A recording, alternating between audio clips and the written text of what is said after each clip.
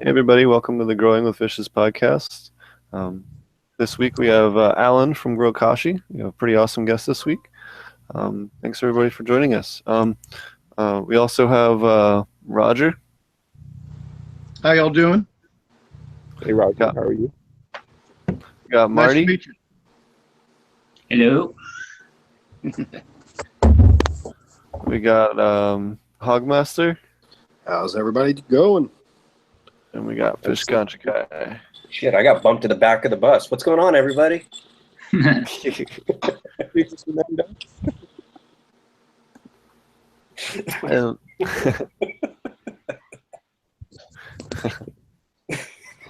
I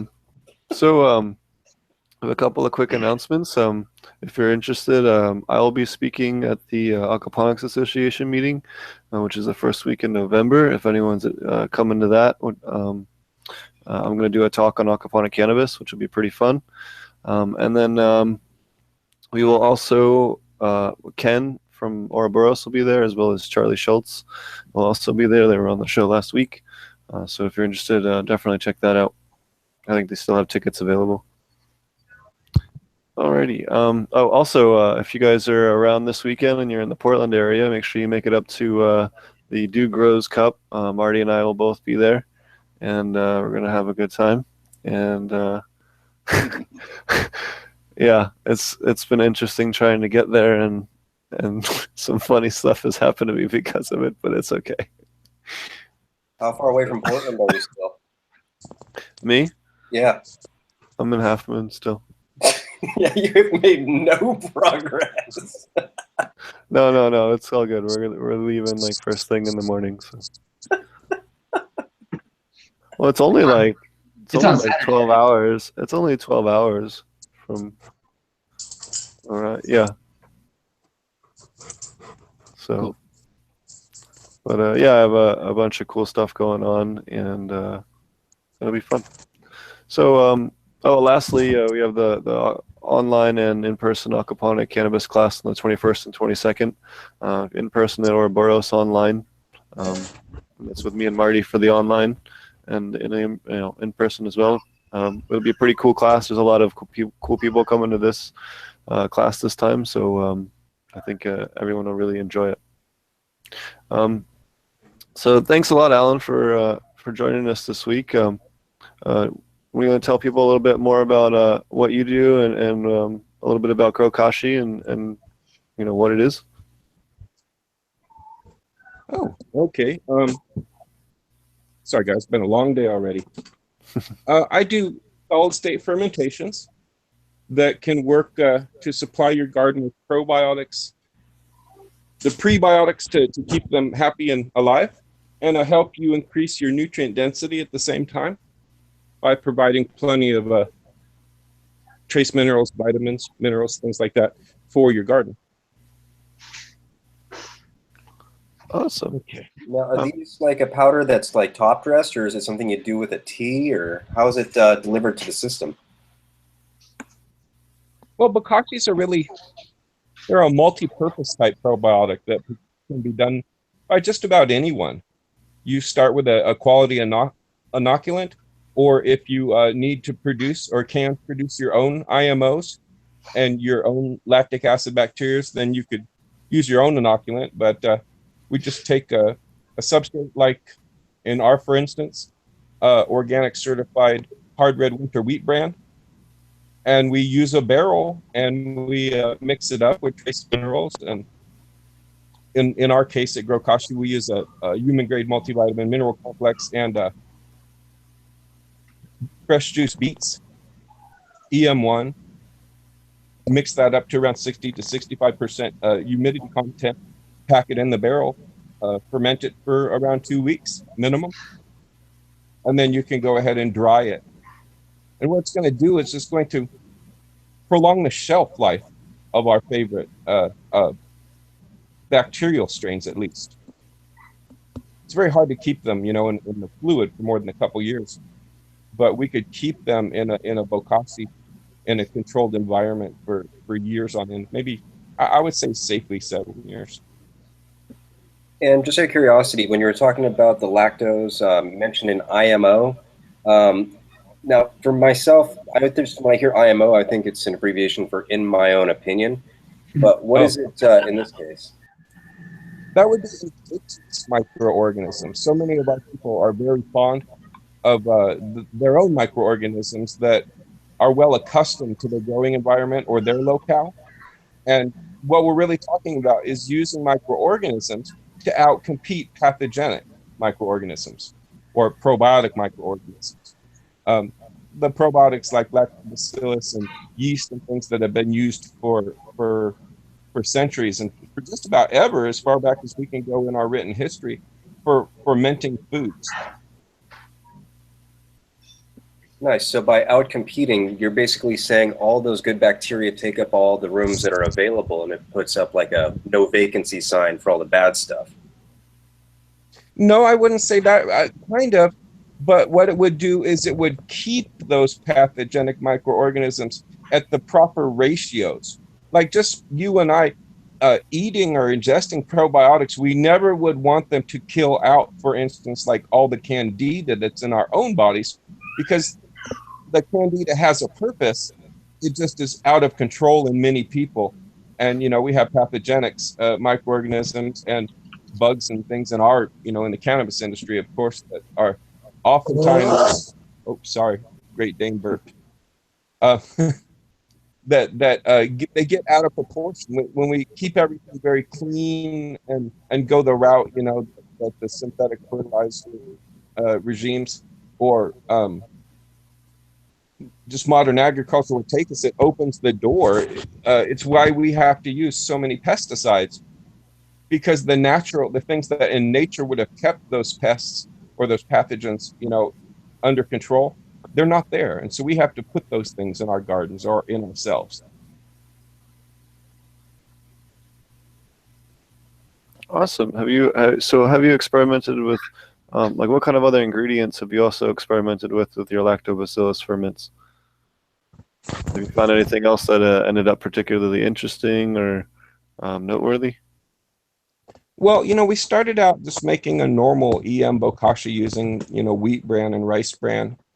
And where our group came from, the Probiotic Farmers Alliance came from, was we said to the most notable growers that we could find and that we knew, if you were going to make one of these bokashi ferments for your garden, what would you put in it? And so after trials and tribulations, we came up with the recipe that we stick to now. So Alan, I guess if I was going to answer you, I would say the most surprising thing that we put in there would be a fully human grade multivitamin mineral complex. that's awesome. One of the things that I talk about on the show pretty often and recommend to a lot of people that I talk to, especially new growers, is the probiotic wellness garden. That is obviously a project that you've been close to, I would say, or been the pioneer of in many aspects. Do you want to take a minute to talk about what that is? Because it's, you know, it's also kind of what we're touching on here in terms of having, you know, the controlled inputs that you want. You know, like if you could just, you know, take a pot, what would you want to put into it to get the best results? And I think, you know, that's kind of what you guys have done and dialed into a point where pretty much anybody can fill this stuff into a box and put a plant in it and get decent results, which I think is great for especially for new growers coming into it as medical patients. It allows them to start producing for themselves right away. Yeah, if you're really into living soils, a sub-irrigated planter is where, like my friend Rebsky, you know, and I, and many of us have ended up at the end of the trail using sub-irrigation. And most of us have found that, you know, it was the answer for farming to our ancestors in many cases too, whether it be, you know, farming methods like hugelkultur, which might have existed at earlier points, or alongside hugelkultur, things like Cherokee mound farming, or even the technology that was, you know, behind what they call the Hanging Gardens of Babylon. You know, today, right now, as we speak, there are archaeologists that are still digging up entire fig farms in that region, or what the region we thought it was, that are sub-irrigated. And it just makes sense. Of course, none of our ancestors that were wise would have top watered if they were living in a desert region. Right. Just because of lack of success, probably, like out of necessity, they needed to do something different, when you think. Yeah, and you know, those people were also very good at fermentation. That their skills were probably far beyond ours to come to, you know, mass scale fermentation, whether it be beer or like Russian kvass, any of those drinks that are a lot of them are lactic acid bacteria based. They were the kings of kind of like low alcohol beverages like that. Right. And again, out of necessity, right? Because lack of refrigeration and being in the desert and all that kind of stuff, you have to be able to conserve what you have, and that's what they did. Yeah, I suppose they were masters at it. I mean, we about hardly going out in the desert and growing right now. You know, you structure to make that happen. Right. So the probiotic wellness garden, like we mentioned that. And do you have any other projects like that? Do you want to take a little bit of time to talk about? Or I know you're super swamped right now with GroKashi and trying to expand into some more stores. And I think the PFA group, 20-some thousand now, right? 25,000, I think, getting ready to hit, right? Yeah, I think we're just coming up on 25,000 members, and we were talking today about what we would do to celebrate, what kind of contest we might have again. Normally it's who has the best picture of mycelium contest or something, but we'll have to, as a group, come up with what we're going to do now. I got lucky with the probiotic wellness gardens. You know, my partners that saw what I was doing online and what we were doing as a group got together and helped to market the thing. And so it's been popular enough that Central Garden Distribution and Supply and Time have picked it up, and we're talking with Sunlight currently. So yeah, that, you know, I had no idea that we would be first to market with a basically a ready to run garden in a box.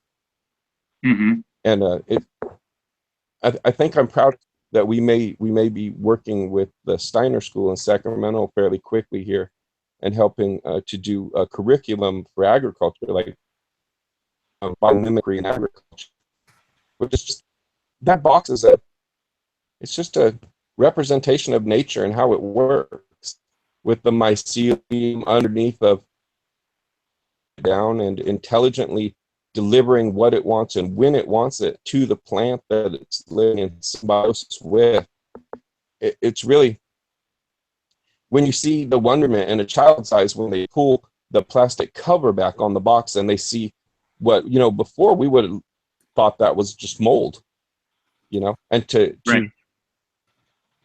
know and to learn a kid at those levels how nature works. I feel like we're getting to these kids and teaching them natural agriculture before, you know, and I don't like to call names, but before people like High Times, you listen to them and they see the fancy ads and they think that you have to have the 7 to 12 part fertilizer regime or you can't possibly grow, you know, great cannabis or whatever they're growing. Right. Like it costs everybody to grow, you know, like so much, like it just seems like such a scam in the long run, you know, like even if it works or doesn't work, like just the excess amount of money spent in order to make a profit is irritating at best. And then on top of that, one of the things you guys talk about a lot in the PFA is the way that they deliver those nutrients as well, and the lack of beneficial runoff. It is a major issue, especially on large scale, and I think kind of the concept of what you want to do is remediation, and something you seem to touch on over and over again. You have your GroKashi bags in the creek. You want to talk about remediation for a minute? I know it's one of the things that you like to touch on. Well, you know, in a way, I'm kind of one of those conspiracy guys. But I know that conspiracies really happen and have throughout history. And I feel like if we were to keep on farming using these fairly new methods taught to us with all these fertilizers that are, you know, building up in our creeks, our lakes, and even our oceans now, that there might be a point where they could actually make a valid point and take our right to farm away from us. And a lot of people are like, yeah, right. But, you know, there are acts that have almost made it through Congress and such where we to farm. Can you imagine not being able to go out on your front lawn or your back lawn or your rooftop if you had to and grow something to eat, to lose a right that's at that level? So I figured, well, if what we did in the dairy industry, which was use the lactic acid bacteria runoff from the corn silage that we covered to help to bioremediate the heavy metals in the cow manure that would end up in the lagoons from, because, you know, they get a lot of growth hormones pumped into them and pharmaceuticals, antibiotics especially, and they build up in the bottom of the manure lagoons and it becomes a major problem. We found out that we were remediating it with the beneficial runoff if a silage pit was done right. And I thought when I came into this industry, well, why don't we do the same thing, you know, get into and adopt beneficial runoff as a way to ward people off if they came and tried to take our right to farm away from us. Because if we as farmers aren't solving this problem, who's going to? Right. I mean, it's definitely not going to get regulated into place, right? That's doesn't seem to, they don't have any interest in. Well, we can count on our government to take care of us. Yeah, you do that. That's sarcasm from Fish, by the way. That's huge sarcasm. I hate our government right now. It's such a pile of shit. Although I'm loving the footage of Trump doing, you know, free throws with the paper towels. That was probably one of the better things I've seen in a while. It's funny. I'll say that. I don't know. He just assumes that all Puerto Ricans are cleaning ladies, apparently. No, my favorite's when he was outside that person's house. It's just a total wreck. And he tells them, have fun. Yeah. Fucking douchebag. Yeah, that's just more political theater, I suppose. Like, what are you going to do? I mean, I didn't vote for him. I don't want him there. You know what I mean? Like, at some point, I just stopped watching it. And besides that, I don't really know what else to do. Like, I'm tired of worrying about whether or not we're going to go to war with North Korea. Like, I got shit to do. So, like, well, I know so probably just watch the remake of Red Dawn and you'll be ready for it. Right. Like, whatever. I'm so not prepared right now. If they drop a nuke, I'm just dead. I'll go to Alan's house, live in a shipping container greenhouse. Yeah. So, Alan, do you want to talk about that? You have some pretty cool greenhouses. Good segue, Steve. I've been kind of not talking about this here because I talked about them for the last 2 years and they come visit me all the time. We never got in much trouble or anything. Matter of fact, we never got in any trouble. But it adds up, man, when you see people coming on pistols drawn. You know, like I have my dogs, my Great Dane dogs and all, and I can't imagine them getting shot down, you know, how we would react to that. So this year we just didn't really publicize many gardens. Of course we have our normal gardens because really there's only a couple people that would that I would even like trust that they grew some decent smoke correctly for us. There's more every day, I'll say that, but right now I feel like it should just be like working on making sure your own farm can help you pay your way, because have you guys seen what's happened to the grocery prices over the last couple of years? Oh yeah. Yeah. Yeah, Whole Foods prices just came down. You're growing your own food's better than printing money. I didn't hear that. Growing food's worth like printing money, he said. Yep. Oh yeah, Save $100 a month on your growing your own produce. Yep, sure. Absolutely. Best veggies I've ever had came from my own backyard. That's for damn sure. Yep. Yeah, I have. I started growing food before grew cannabis in aquaponics. It wasn't until I grew tomatoes and, big tomatoes and, red, healthy, and lots of them. And, we weren't even doing, the dual root zone stuff then. And, so I stopped listening to all of my grower buddies that told me aquaponics was going to be terrible for growing in. And it, just was going to be larpy and terrible. Everything's there. I mean, yeah. Didn't make any sense to me. Like, it was the same people that would because I mentioned I spent a lot of time in the Redway Garberville area. Obviously, there's a lot of different growers in that area that do things a lot of different ways. And my some of my friends down there, that was kind of the thing to do, was build weird indoor grow rooms. I had friends that made like octagon grow rooms and all these different things with vertical lights in the middle and all these different setups and stuff. And they would go through all this work, and they would have these fancy hydro systems, and they would have to they'd have to clean out the tank like every 5 days or something like that. And they all had these regimens that they would go through, and in there mixing with all their bottles and all this stuff, and they would act like all of that was no problem. But if you had to supplement aquaponics like even this much, it was just like too much work.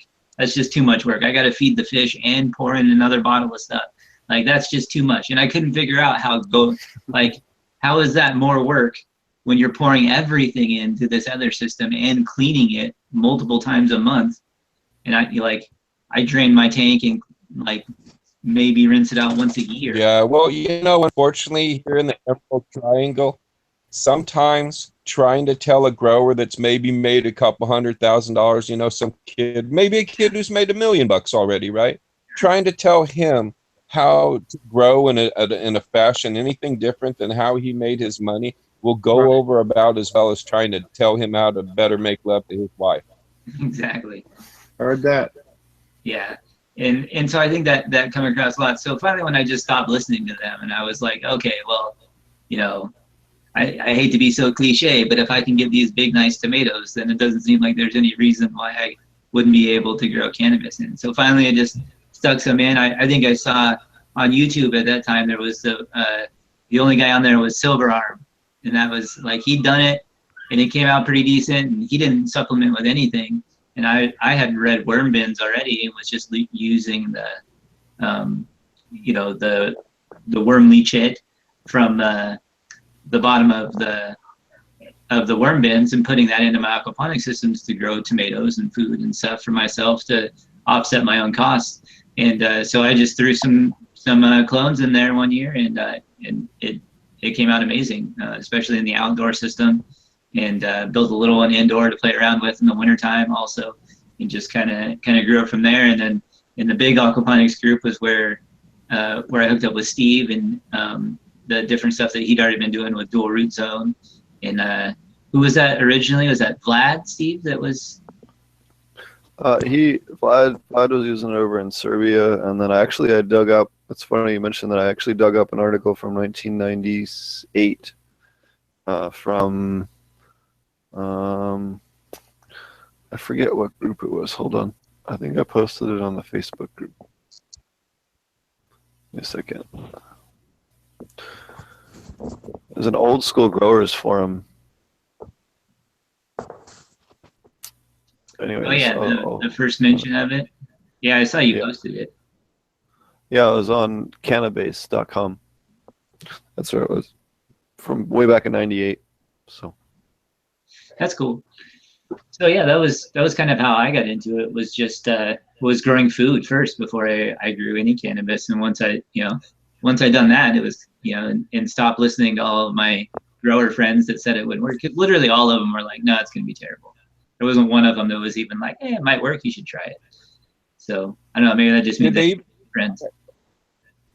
What happened when you got them to finally try it? Oh, there was some crow that was eaten, let me tell you. Because it came out amazing. Nobody tells me anymore that you can't do it. So that's probably like the biggest thing that came out of it. But like even some of my close friends that are like, when everybody like ponies up to the table at the smoke sesh and everybody like is like, hey, what do you got over there? and you end up smoking like mostly your bud the entire time. To me, that says enough. Mhm. So that was definitely the turning point. Was that outdoor run? I think was probably that I grew was a Platinum Delight, which was platinum cookies by Blue Power, and it came out like super purple and crystally and dense. I mean, just everything that they said it would never be. And so that for me was like, I don't think I know I haven't bought any, but I don't think I've even like smoked anything that, like, even the stuff that people give me, I might like try a little bit of it. But if I don't know how it's grown, generally I just give it to somebody else who shows up looking for weed. I'm a snob now. I can afford to be, I guess.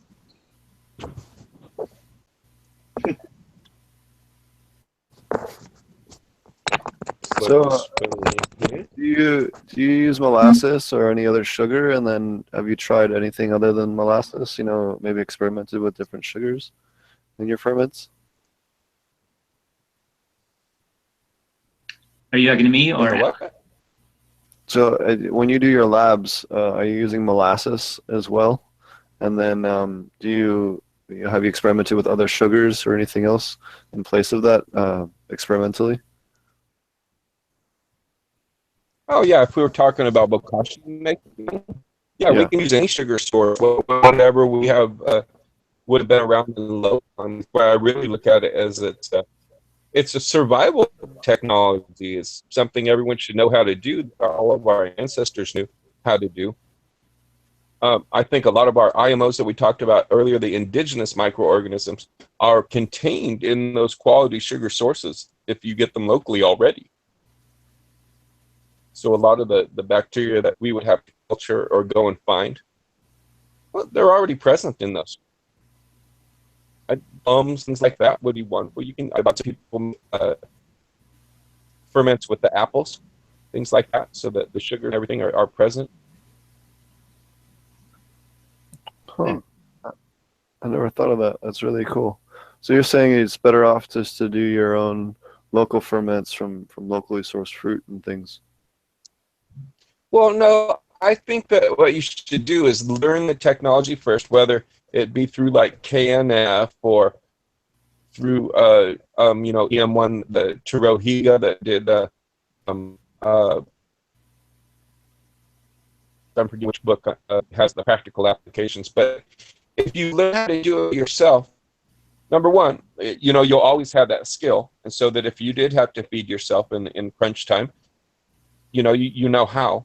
And number two, it will make you kind of have more respect for some of the larger companies out there that provide these materials for you, in that you'll learn through your own acid bacteria serum how important cleanliness is and what it would actually have a shelf life on your product for 2 years, which most of them are required to have. And during the learning process, you can kind of see about some of the forefathers in the industry and what good works they did around the planet. And some of the companies see that they didn't or weren't involved in any of that. And I would always suggest that, if you're going to buy a product, try to pick a product that comes from a company with some good works around the planet. When you give to no. So we could try to make our own Yemen. But why kill the goose that's kind of laid and is laying the golden egg? Sure, and I think there's a lot of value in being able to just buy a product anyway. I think a lot of people, even like you said, if you want to learn the techniques, that's great. And I feel that same way about a lot of things, like hunting, for instance. I've always been a hunter, since I was very, very young, since I was old enough to hunt, and maybe a little bit before. And that was just a lot because of the people that I grew up in, the area that I grew up in. But it's not, obviously I don't do that for all of my meat. but it's kind of along that same lines. Is I enjoy knowing how to provide that stuff for myself, and it gives me an appreciation for what the butcher has to go through to do that. It's the same for raising chickens for meat or for eggs and what they have to go through to do that. So I think it's kind of along those same lines. And we had Colin on from Mammoth P quite a while ago now, I think, but he talked about some of the things that they go through in some of the same ways you do it, talking about the process that you go through to fine tune it to be really kind of the best that it can be, and not just have it be that sort of DIY, setup. And so like for them, when they create their competitive cultures and they're looking for breeds of bacteria that are stronger than others and breeding those, and they're like 10 or 11 generations deep by the time they get a product to sell, and what a benefit it is to have those things already done, to have the golden egg process laid out for you, I think is definitely along those same lines. And so I agree that you should know how to make it and do as much as you want to on your own, but there's nothing wrong with buying just a better product. Exactly. Sorry to be short on agreeing. Sorry, I think you're breaking up there, Alan. Oh, I'm being looked up by my Great Dane dog here. Are you seeing this? Yeah. Yep. I have to ask him. Sorry, guys. All right.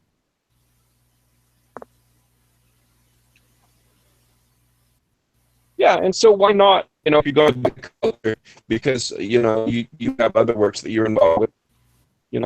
I don't see anything wrong with buying these probiotics. Some of the people in my own group, they want to be like a completely no bottle culture, and I just don't think that a lot of them understand that all things in moderation. Right, or even bags, right? I mean, there are. I definitely think there are more responsible ways and less responsible ways of doing things. But I'm definitely also for having options, right? Like I don't want to just narrow it down to be like, here's the one thing you can buy in a bag in order to be responsible.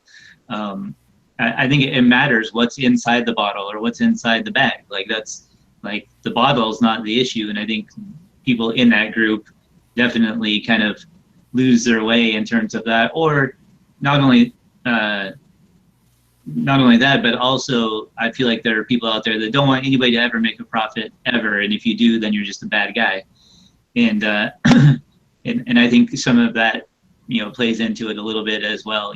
Kind of the crab in a bucket thing, where as soon as you see somebody starting to climb out, you want to pull them back down to pull yourself up, and of course that never works. So, but I do think that's part of the attitude that plays into that as well.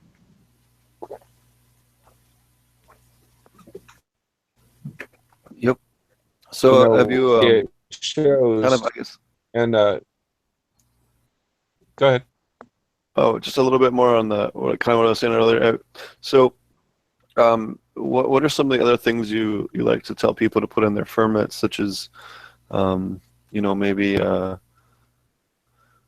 plant material or, other ingredients for labs that you've experimented with? That was really spotty. Can you say that again? Sure. What ingredients have you experimented with lactobacillus ferments, in terms of other plant materials or other ingredients that gave you some kind of interesting or unique effect?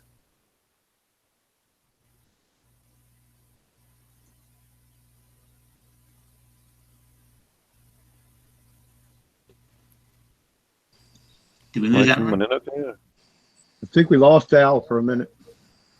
Yeah, I think we lost Alan. Okay. Hopefully he reconnects here.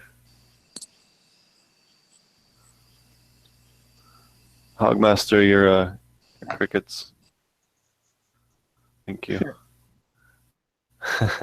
He has those. He sits out on the porch. Yeah, he's a little Asian dude, you know, like you see in the cartoons with the little box crickets. I'm just kidding. That's me. Can't help it. It's way too nice outside to be sitting inside. All right, well, while we're waiting for Alan to hopefully reconnect here, Marty, what have you been up to this week? What have I been up to? What haven't I been up to? So I sold my house, basically. I mean, we have an accepted offer and we still have to go through escrow and all this other crap. But, and we were supposed to have our offer accepted on another place. And for the second time, got outbid, I guess. Although I don't know for sure that it was outbid. It's just that it was a cash offer was the reasoning behind it. And ours is a loan, obviously. So I don't know, it's more complicated or something. I mean, they still get a check, so it seems like they should not care. But so maybe they offered more money or what. But I mean, even this last time, we offered $10,000 over asking price, and it was like, what more do you want us to do? So we have an offer in on another place, and hopefully that'll go through. But who knows? I might, if we can't get the terms figured out. I may be homeless for like a week and a half. I'm not sure how that's going to work out, but yeah, so that's been fun. And then work, obviously, just more computer stuff. And yeah, as far as the grow goes, not really a whole lot going on. I top dressed, what, like day before yesterday, I think? I don't know. Too busy to remember, but top dressed some castings and filled those up. So I'm in about week 4, I think now, somewhere in there. And it's going good. Looks pretty good. Had a few bugs on the last check, but really not too many. I only had to pull off like maybe 2 leaves and sprayed some more Nukem in a couple of spots, but really canopy looks pretty good. So got everything thinned out. It was pretty bushy through the middle, so I had to go through and trim off a bunch of stuff that I should have trimmed off probably like, 2 weeks ago. But grow wise, that's about it. It's getting cold here, so the outdoor systems are starting to slow down, but still getting like lemon cucumbers and various things out of the back. So what do we got? Like green onions and chard and tomatoes, all a shit ton of tomatoes. No more elderberries though. That's all its leaves are dropping, so it's definitely starting to hibernate. Same with the raspberry. So yeah, fun stuff. Did Scotty come by the other day? No, I never heard from him. Oh, okay. Maybe it's this Sunday. I think that might be what he meant, because he said after the cup. So oh yeah, that would be okay. That's why I got confused too before, because I was like, wait, the cup's not Saturday. So okay. Anyway, I think he means he's coming down after the cup, which would be this coming weekend. So we'll see. I'm sure that's cool. Got all that shit going on. Yeah, we all do. Right. And so then I'm trying to decide which one I want to go to. If I want to go to the cup this weekend, or if I want to go to the Aquaponic Association next month, because I can basically only pick one without the wife killing me. So, well, this one's a lot cheaper. It's a lot cheaper and probably more fun, but possibly more likely to end in my death. So we'll see how that goes.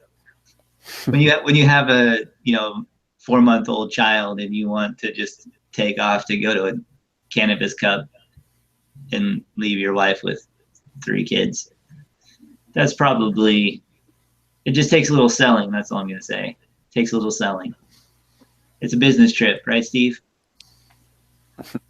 Yep. Business trip. Yep. It's a business trip. I'll bring my business socks. It's business time. So what's up with Roger? Trying to clean up, getting ready, trying to clean up. It's getting to that time when it's cooling down enough to really get out and put a push before it gets, well, we don't get cold till the end of December usually, but I don't know anymore with the way the way everything's going with this weather. I just don't know. I've had to put some fence building on hold because for those of you out there that don't live around here, I don't know what your lumber prices are going about, but ours increased 300% this week. And all the fence board I was going to buy went from $1.60 to $6 a piece. Well, you can't even buy them like that. You got to buy them in 10 packs. It was weird. I've never seen that ever in my whole life. And it's just sad. So I'm trying to revamp and figure out what I'm going to do on the forum. We're going to do, well, that might be what I do. We're doing some revamping of that and going to move some categories around and try to streamline it a little bit. I always thought it was a little confusing the way it was laid out originally, although it's attracted a whole bunch of people.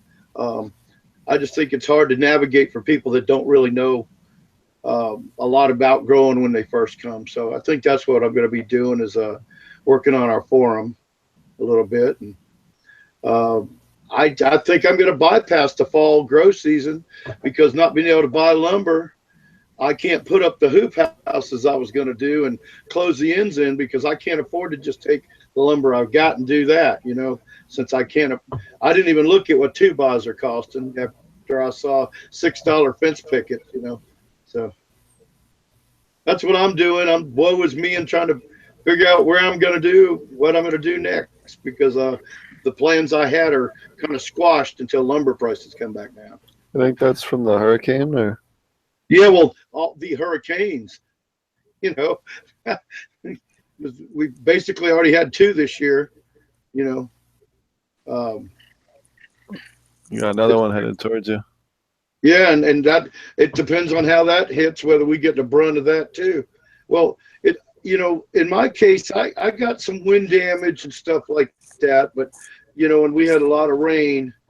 But overall, we came out of it pretty decent. But on the coast and downtown, there was a lot of damage up and down the coast, all the way up.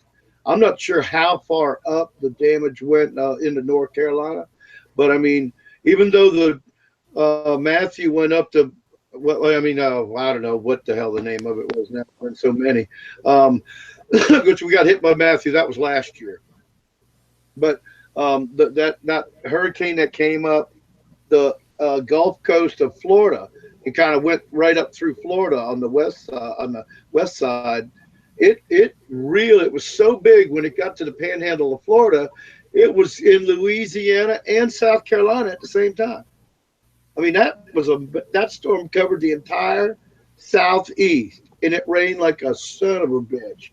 And so it flooded the entire southeast, anywhere on the water. I don't know how much people on rivers and all got, but so we're still, there's a lot of people still picking up a lot. There's a lot of people still homeless or, in shelters because of that. I'm not even sure what it's like in Florida. I was down there. I went down and rebuilt homes after Hurricane Andrew back in 1993, I think it was. And I saw what Andrew did. This was worse than Andrew. And I mean, it just kept coming up the land. It didn't even stay. I mean, it was crazy. It was one of the craziest hurricanes, I think, in history. I'm waiting to see curious to see the tally, if that's not maybe one of the most expensive, damaging hurricanes in history. I wouldn't be surprised if it was. Well, just on its sheer size, I think it'd have to be close.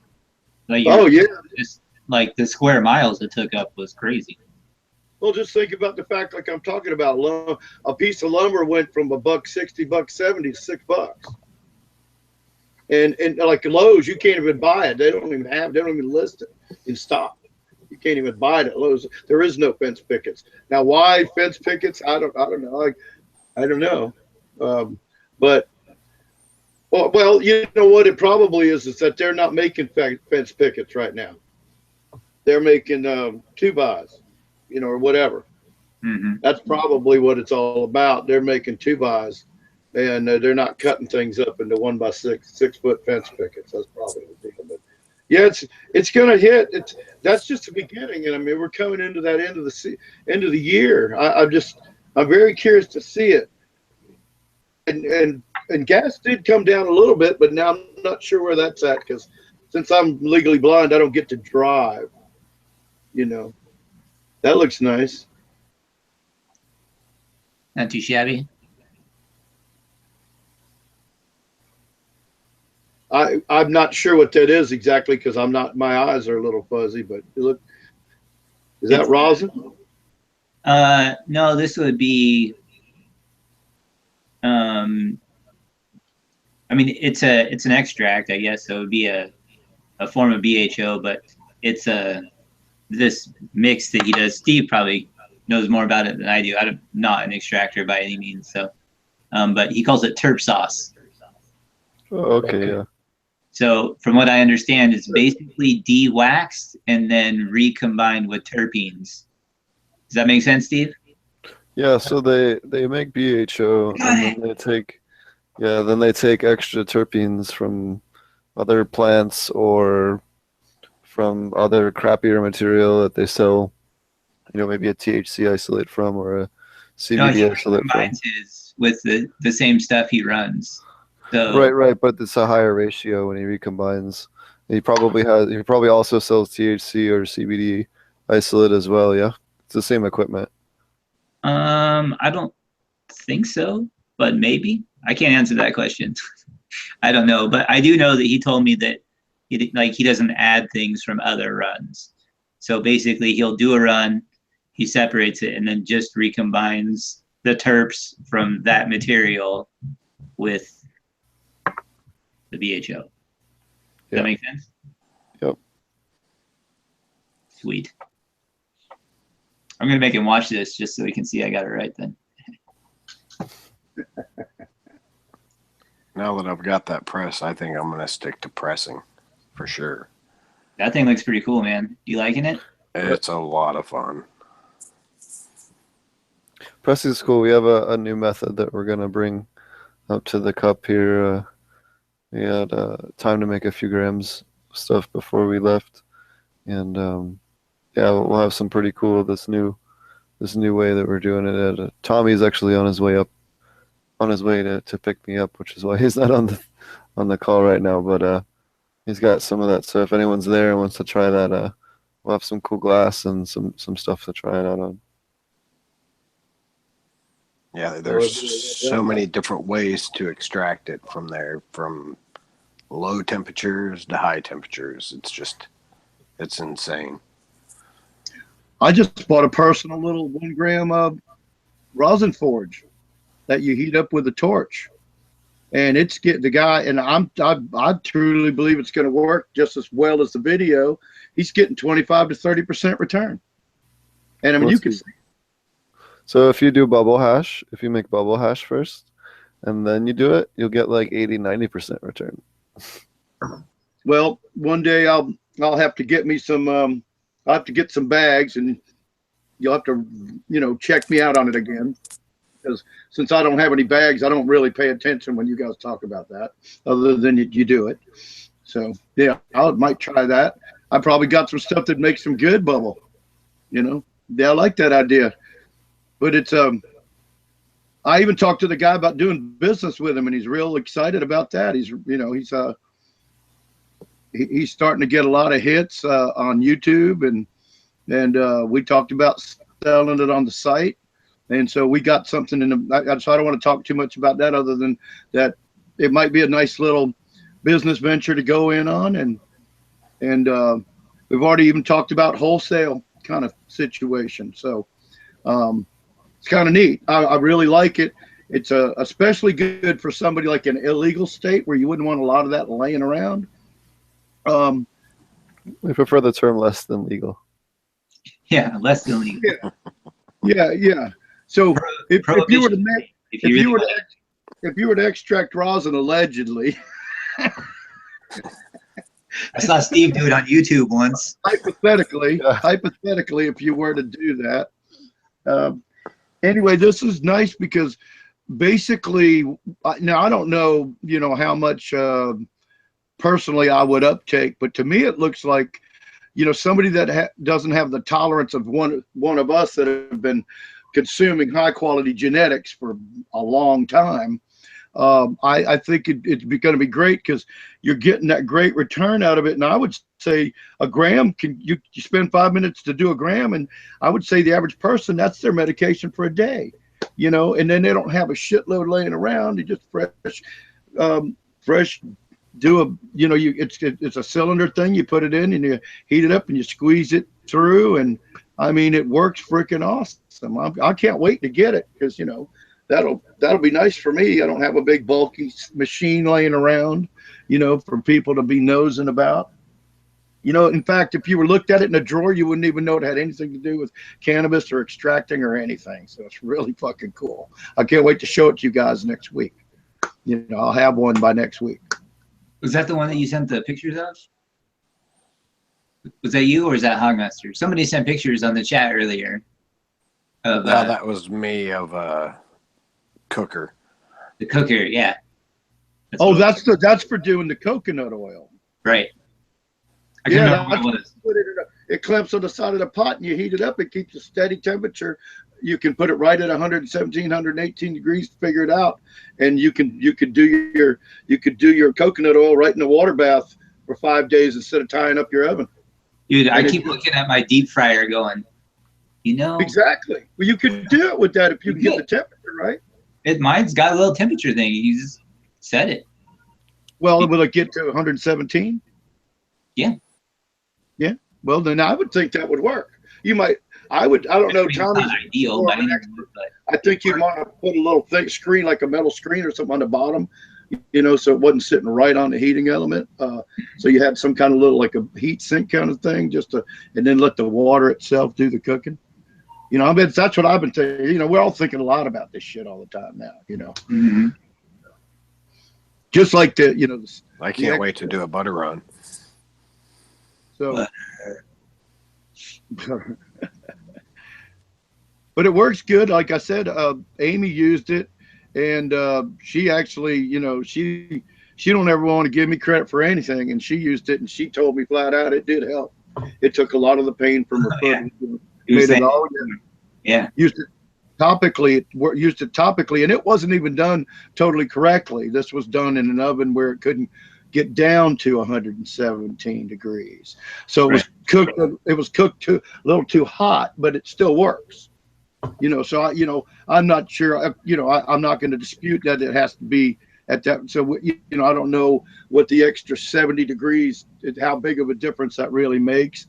You know, overall though, it did the job of it got the you know, infused the coconut oil, and it worked. At least to, you know, and you know, for her to say it worked and it helped, that's big, because it must have really had some kind of effect. You know, yeah, and it was topical. It just doesn't get the full potential of the material out of the plant. I guess Tommy'd probably say it doesn't get the highest, the whole percentage of molecules. It's all about the molecules. Right. Well, I think that I don't know that the temperature would matter as much. I mean, I don't know, I guess, because he was talking about, I don't, just remembering what he said before, he was talking about that the type of oil that coconut oil allows it to bind at different temperatures. You know what? You remember that, Steve? What was he talking about? For which part? When he was talking about the difference between coconut oil and like its ability to infuse with coconut oil and then re-deliver it back to your body, and it like works at lower temperatures or fuses at lower temperatures or something like that. Yeah, you get a more extract. Yeah, you had a wider range, and it just has a better saturation point. You know, you can put more into it. Saturation point. That's what he was talking about. So I think that part of the reason that coconut oil is so effective is because it has a higher saturation point. And so that's what I was trying to remember. Thanks, Steve. Yeah, I rewatched that today because I was thinking about ordering that device that Hogmaster showed you guys earlier, and so I could start doing my own. And so I went. Well, I was actually posting some of the podcasts that hadn't been posted yet on the forum, and I clicked on something, and it just happened to be the one where Tommy and Dorian were on, and they explained the coconut oil process that they came up with. 118 degrees, 5 hours, let it cool all the way down. Squish it all out, put it back in, fill it back up with oil again for 3 days, and all that stuff to be brief. And so that was. So I just watched that today. But the one thing now, this is something, since we're on the topic, we wouldn't have normally brought this up, but since we got on the coconut oil topic, the one thing on the video when he talked that night about when he does the decarboxylation, was he didn't say exactly for sure. He didn't clarify what temperature you do the decarboxing at. Is that also at 118? Well, the trick to that is you want to actually. I just did a video on this like yesterday, literally on my channel. So you can put them in mason jars, and then put them in water and boil it, and it'll keep them right in that 212 to 220 range. Real good for decarboxylating, and you do that for about an hour, 45 minutes to an hour, and then you can also put them in. Familiar with a hot water bath, right? I mean, it's basically same process. So like that's what that to me was like. Oh, now I get it. You know what I mean? Like, because I don't know shit about extracting, but I do. I've spent a lot of time around people canning and stuff. So that was cool. Okay, so you're all right. So let Steve go ahead and finish your train of thought. So because I've got it. So it's like canning, though. You bring it to a boil for 45 minutes to an hour, like you're canning. Is that what you're saying? Yep. And then you can also put it in a Ziploc or a zip. Not a Ziploc, a vac bag. Like a. Well, I'd go with the mason jar because I've got mason jars, so I would go with that. It just depends how much you're doing at once, I guess. So and if I remember correctly, we discussed and clarified that for all you people listening tonight, so you're not having to figure out what the hell we're talking about. You fill the jar up all the way too. Yep. You fill it all the way to the top, and then seal the jar. Put it in the water bath for an hour at boiling. Get it a lot harder to decarboxylate. To answer your question, it's got to get a lot hotter than 117 in order. Okay, I got you. Right. So it's a boiling. Cool. That's what the boiling is for. Yeah, that's why you boil it, because then you get it in that 220 plus minus range, and it stays there, and then no chance of burning it. It's real consistent. If you do it over that longer period of time, it's okay. It just works great. Right, and then of course he advised us that on that night that then you let it dry. You let it cool down completely, no matter how long it takes. You just take your time. It's not going to be it's going to be like he said. Don't plan on using it for 2 weeks, but so yeah, for you people out there, so when you decarboxylating. Oh no, so he said decarboxylate it and then put it in your slow cooker for at 120 degrees for 5 days, I think it was. Right. Oh, well, he also said to let it completely cool down. Yep. But after about an hour, it's reabsorbed the terps. You could throw it in the fridge.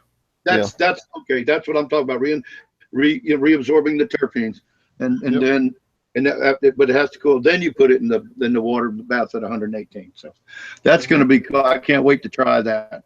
Especially since Hogmaster found that great device, that looks to me like it's almost, it's for under $100, and you have something you can put in a pot. It doesn't monopolize your oven or anything. You just sit it over there and let it cook. Yeah, it looks just like a deep fryer. It really does. Well, actually, it's just the heating element. It's the device clamps on a pot. You just get in a pot. Yeah, you can get those. It's just a heating element, Yeah, exactly. It's a heating element, exactly, with a thermostat. I love the range though too. From I can't remember what the low one. He just got back now, but up to 400. So you could actually do a whole bunch of shit with that. I mean, that'd be yeah. So that'd be cool. I think that's gonna be great. 360 or something like that. You know what it is, Steve? What's that? for when The THC decarboxylate evaporates. at like 300 and something. No, you want to do it 220 to maximum 250. You can do it 250 in the oven for 15 minutes, but you're far better off doing it at like 220 or 230 and doing it for like an hour. It'll work I'm better. thinking about vaporizing, I think.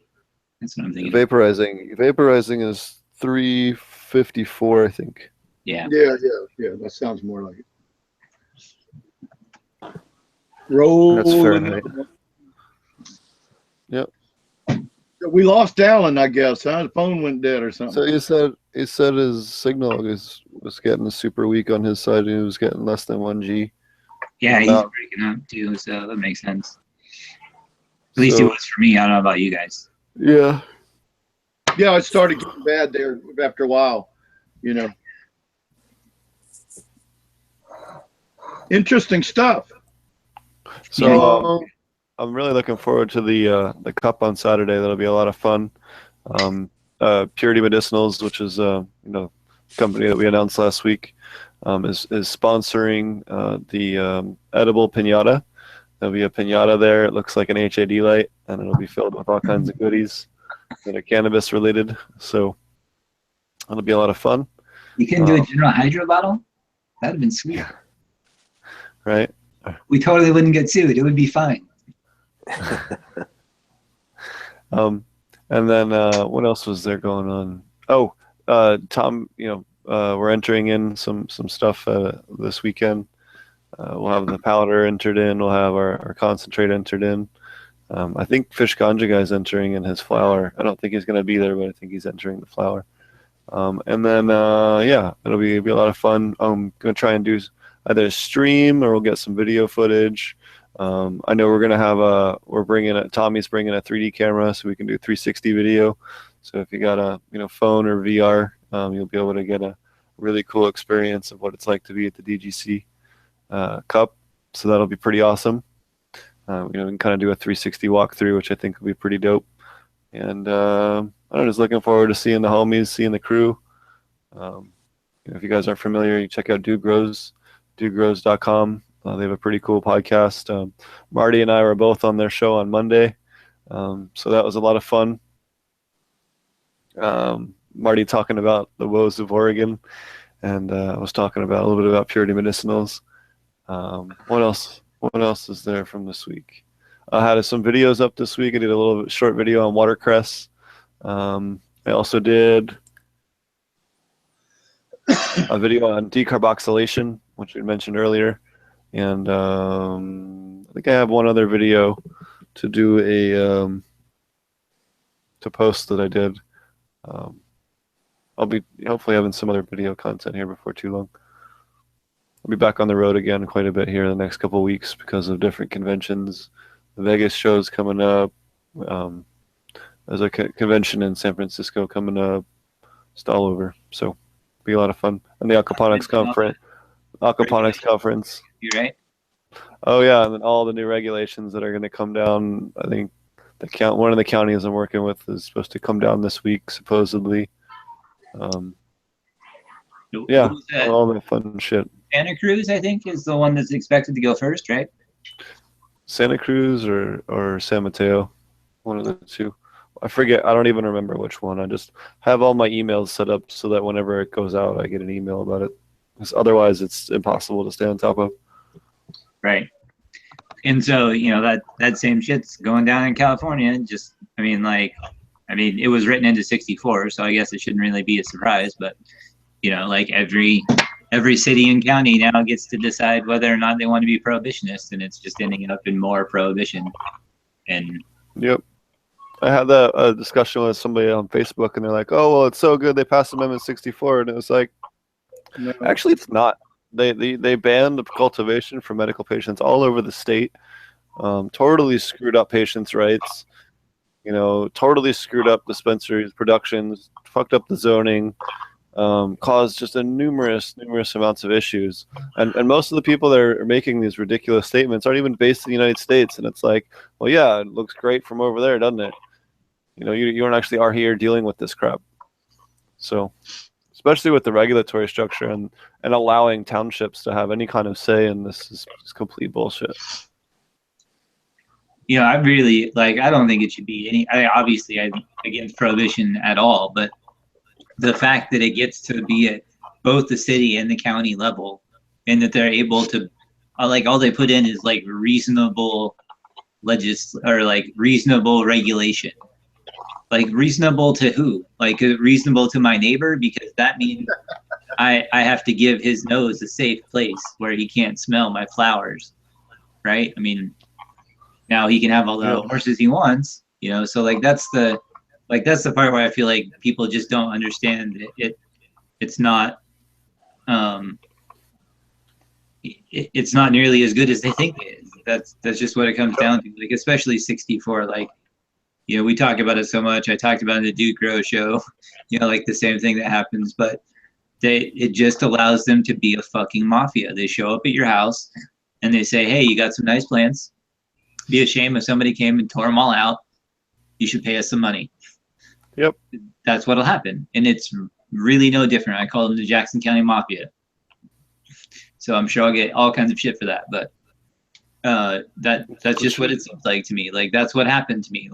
That's my experience. They showed up my door, knocked on the door, said, "Here's what's up."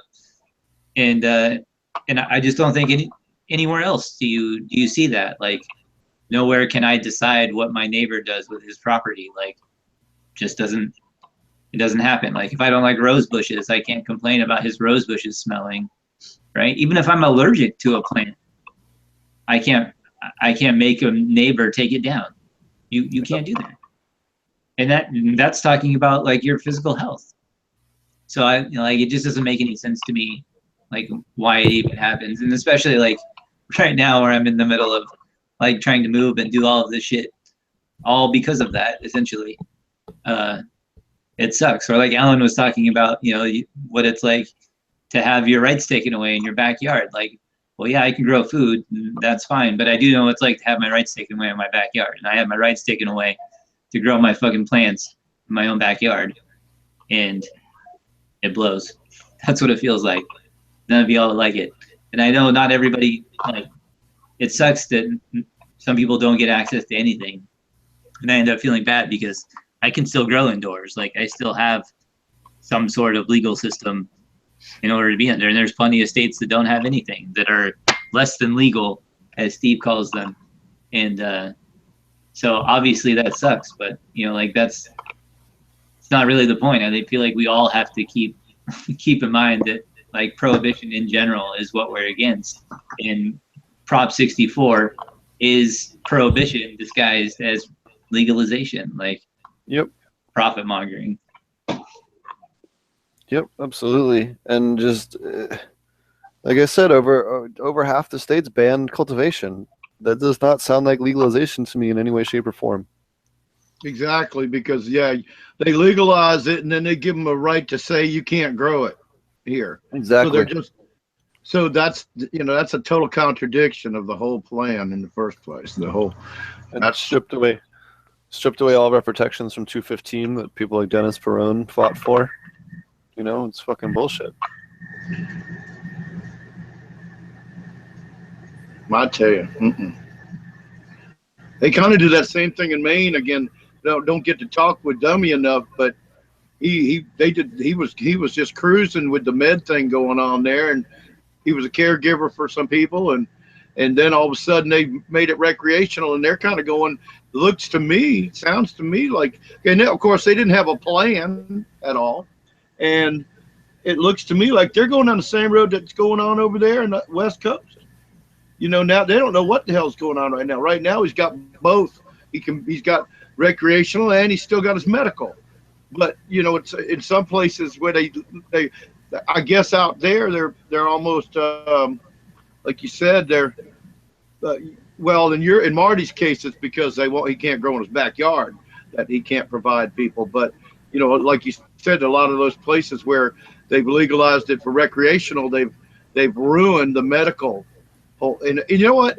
On the outside looking in, to me, it almost sounds like a typical, government, corporate, industrial complex thing where they're doing that to ruin the medical marijuana business, to make it recreational and wild and woolly so that the freaking pharmaceutical companies can get up there and try to figure out some way to rob us of what we've been fighting for decades.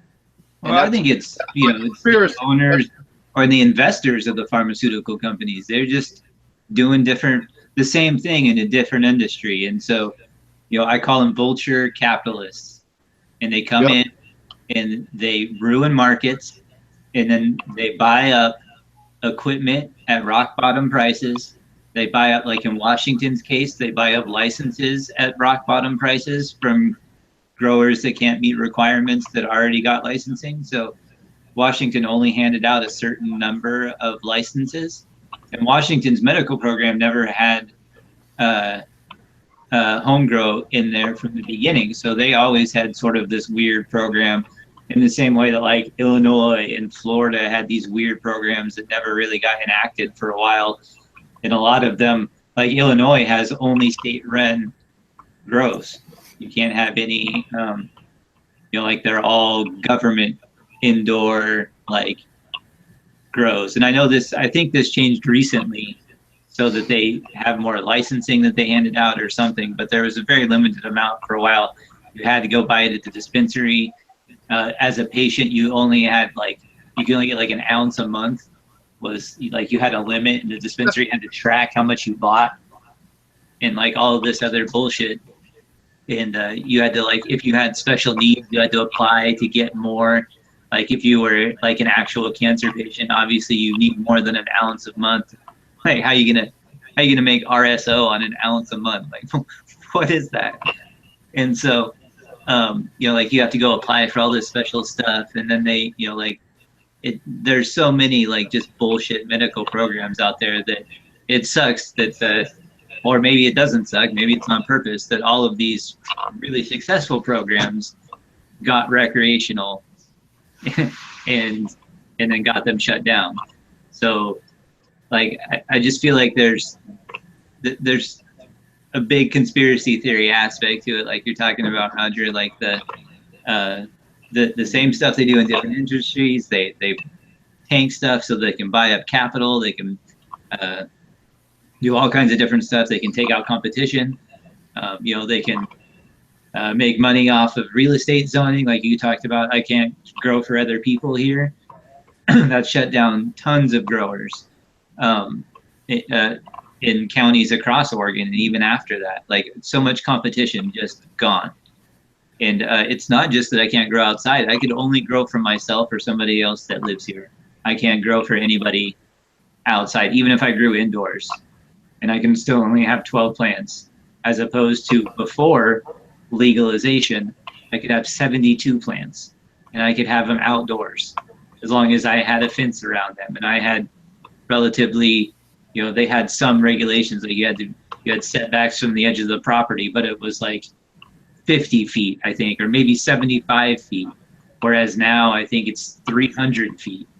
So there's all kinds of different stuff that's come in, and all of it points to shutting down smaller people, right, cutting out competition, favoring people that have money. Like if you want to buy property, people are paying cash and are having an advantage. People that are essentially moving in or have outside money or big funding get an advantage there, because somebody that's a small grower has probably already invested most of the money they have in where they've been and are relying on having to sell their house. I can tell you firsthand, because that's what happened to me. And so I just think that all of that, like maybe it just feels more personal to me because it happened to me, but I do feel like you see so many other people, and it's just such a coincidence that so many people get shut down right as legalization comes in a program that existed 8 years or more before that. And nobody needed smell ordinances before that. You know what I mean? Like why do we all of a sudden need to provide these safe spaces for people? It just doesn't add up for me. The same council special snowflake syndrome is spreading. That could be it. possible. It's like a viral infection. Yep. So I don't know, but it just seems to me like with everything favoring recreation, it's almost as cheap to get a tier 1 rec license as it is to go through everything you need to go through in order to get a max medical grow. So in the state now, a max medical grow is only 6 patients. That's only 48 plants. Okay, so to grow 48 medical plants is almost the same cost as to grow a half acre of recreational cannabis. Think about that for a second. How many plants can you fit into a half an acre? Shitload. Okay, way more than 48. So when you start talking about disadvantaging or being at a disadvantage in the medical program, that's huge. Like even if you just want to stay medical and be a producer in the medical, because it's separate industry, right? If you're a dispensary, you have to carry both medical and recreational licensing, so you have to pay the state for both of those in order to sell both of them to both markets. And a lot of them are going recreational because for a dispensary, guess what? It's cheaper to be recreational than it is to be medical. So, and a lot of them are saying, why should I do both? People are going to come into the store anyway and buy it anyway. They can carry all the same products. There's only a few different things that a medical thing can grow or can carry in the dispensary that recreational can. But for the most part, it's the amount that you can sell per purchase. But really, it just works in the advantage of the seller anyway, because now you have to come back again and you have to buy more, right? You can't buy it as much, and you can't buy wholesale when you go in. You can only buy so much. So I think that's probably, all of it. Everything favors recreational. You can't ignore the fact that everything gets slanted towards that and away from medical, like not just in favor of, but also puts medical at a disadvantage. And I think you'll see it completely disappear, like Washington, who just doesn't have medical anymore. And I think last year I gave Oregon 2 more years. So I think it's got about a year left still. That's probably, I'm thinking I'm going to stick with that. I know enrollment's way down. Not nearly as many people are enrolling because you basically only get 2 plants. Starting at the end of this year, you can't have your medical and your recreational plants at the same. So right now, I could have 2 medical cards and 4 recreational plants that I'm supposed to have by right? So that's 16 plants that I'm supposed to be able to have. Okay, but now their latest set of regulations is taking effect coming up this year. You can't have that 4 at the same place. So if you get a card, that means you can have 6 plants instead of 4. So you're essentially buying 2 plants for $200 for the just for sending in the application for the thing. You have to pay for the doctor's visit, which is probably going to be another 100 to 150 bucks, depending on how long you have to go there, and you have to have documentation done on whatever your ailment is that you're applying for. So you had to see a doctor previously to that too to get all that stuff done. So by the time you pay for all that stuff, it's like, $400 to $500, depending on who you've gone to and what you've seen. So all that to just grow 2 more plants. I think they're just trying to discourage people from even enrolling, and it's already way down. So as soon as it goes down, it loses funding. As soon as it loses funding, it becomes less efficient. As soon as it becomes less efficient, they want to cut it. And it's the same chopping block as every other state that's done it so far. So, wow. I don't know. 700 to 900, depending on setbacks with 5-foot spacing. Half an acre. Half an acre, 700 to 900 plants with 5-foot spacings, and depending on your setbacks and stuff. Yep. So 900 if you just planted a whole half acre in the middle. Right. 900 because I got 30 by 30. Yep. 30 by 30 with 5-foot spacing. Yep. Yep. So compared to 48, it's something like you know, That's the cost, 1,800% difference. 1,800%. yeah, for 20% more in cost. So it just, you know, most of the people that you talk to now are going, well, you know, I just need to go rec. You know, like you know, what do you want me to do? It's math. And you can't argue with them. Like, as a grower, like, yeah, I get it. It's math. You can fit 900 plants. Like, why wouldn't you do it?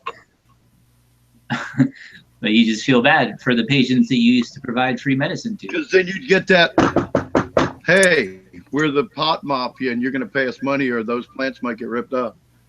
Right. And then That's it gives right. everybody the opportunity. Any prohibitionist that you live next door to now has the ability to just call them up and say, hey, go harass these people because I don't like them growing their pot on their property. Where else can you do that? Where else can you be like, hey, you know, like, I don't like that on your property over there.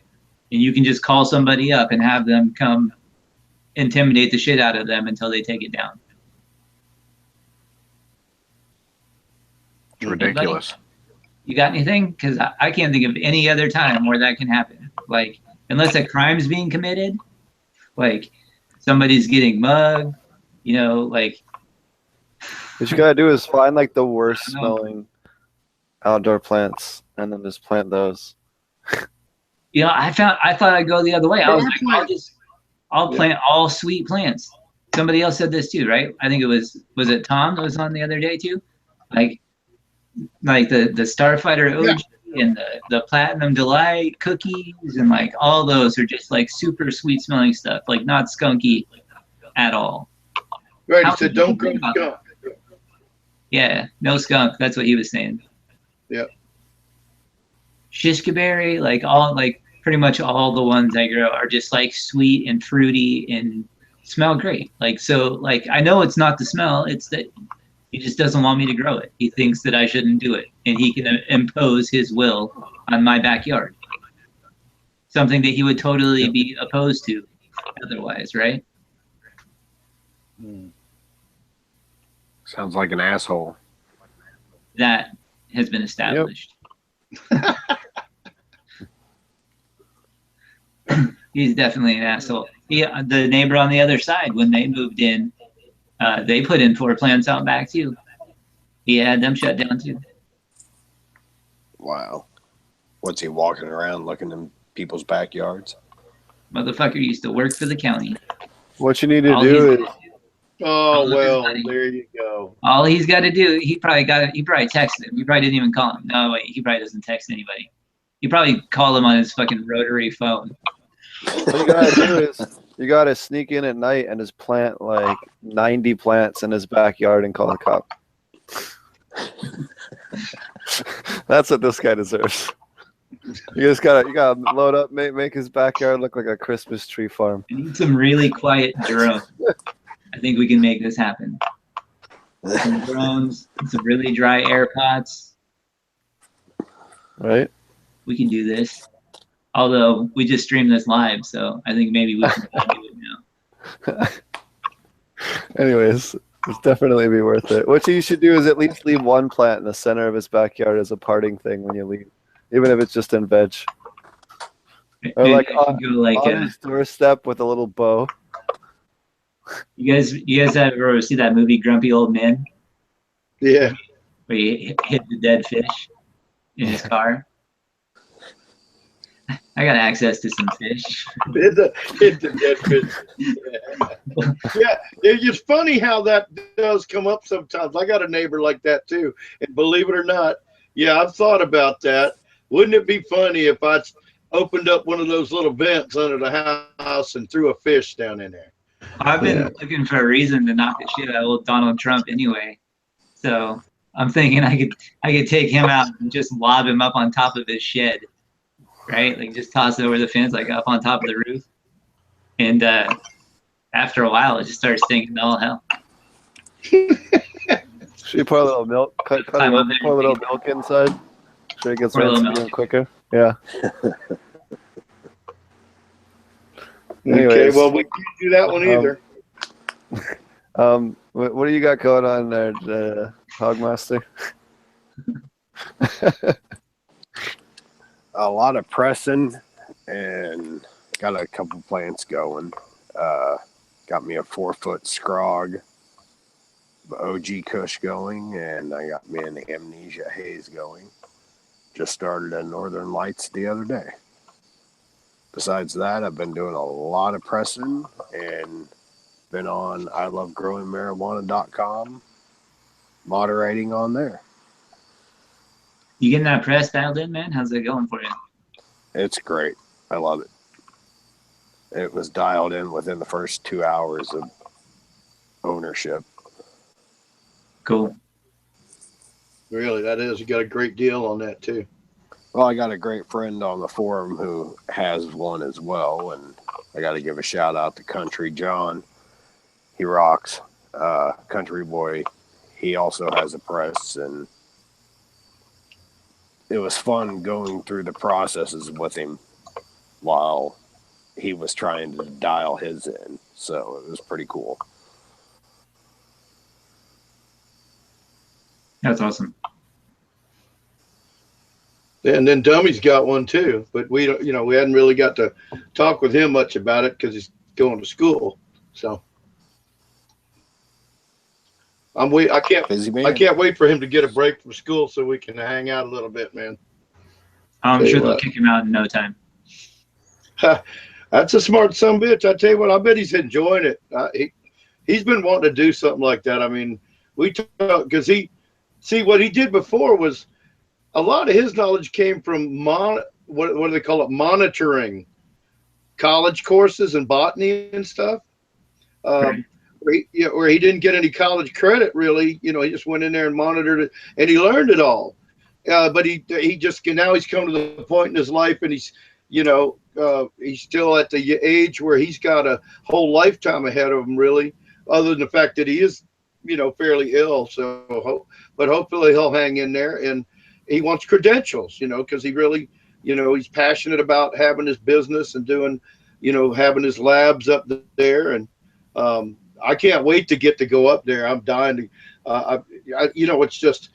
it's almost easier to go to California than it is to go to Maine where he lives. I tell you, it's a long way up there. I was going to take a bus, and then I found my buddy said he's from Boston. He goes, well, it's like 13 hours, or like it's still 13 or 16 or I don't know. It's either 18.